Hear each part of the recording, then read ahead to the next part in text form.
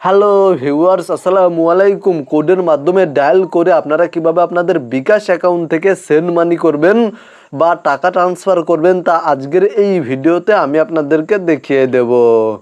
Okay viewers, alright, প্রথমেই চলে যাবেন আপনারা আপনাদের মোবাইল ফোনের ডায়াল প্যাডে এবং *247# টাইপ করে আপনাদের বিকাশ অ্যাকাউন্টের ফোন নাম্বারের মাধ্যমে বা সিম কার্ডের মাধ্যমে ডায়াল করবেন।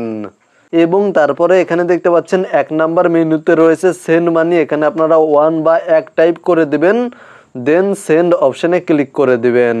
তারপরে এখানে দেখতে পাচ্ছেন ইন্টার রিসিভার বিকাশ অ্যাকাউন্ট নাম্বার, মানে আপনারা যেই বিকাশ নাম্বারে সেন্ড মানি করতে চাচ্ছেন সেই বিকাশ নাম্বারটি এখানে টাইপ করে দিবেন। এবং তারপরে এখানে দেখতে পাচ্ছেন সেন্ড অপশানে ক্লিক করে দিবেন। দেন এখানে দেখতে পাচ্ছেন free send money to 5 PO number, মানে আপনারা 5টি পিও নাম্বারে ফ্রিতে সেন্ড মানি করতে পারবেন। তবে আপনাদেরকে 9 নাম্বার মেনুতে যেতে হবে।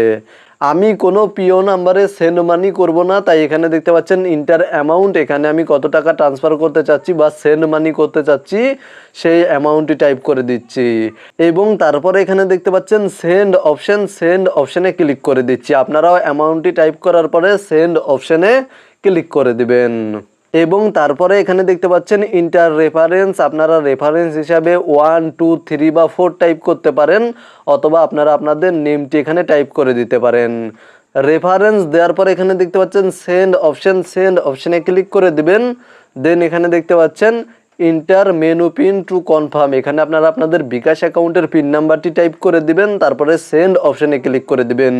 এখান থেকে অবশ্যই আপনারা চেক করে নেবেন ফোন নাম্বারটি ঠিক রয়েছে কিনা, তাহলে আপনাদের বিকাশ অ্যাকাউন্ট থেকে সেন্ড মানি বা টাকা ট্রান্সফার হয়ে যাবে। মূলত আপনারা ভিডিওতে দেখানো এই নিয়মে খুব সহজেই সেন্ড মানি করতে পারবেন বা টাকা ট্রান্সফার করতে পারবেন। ভিডিওটি দেখে উপকৃত হয়ে থাকলে অবশ্যই কমেন্টে জানাবেন, ভিডিওতে একটি লাইক করে সাথেই থাকবেন।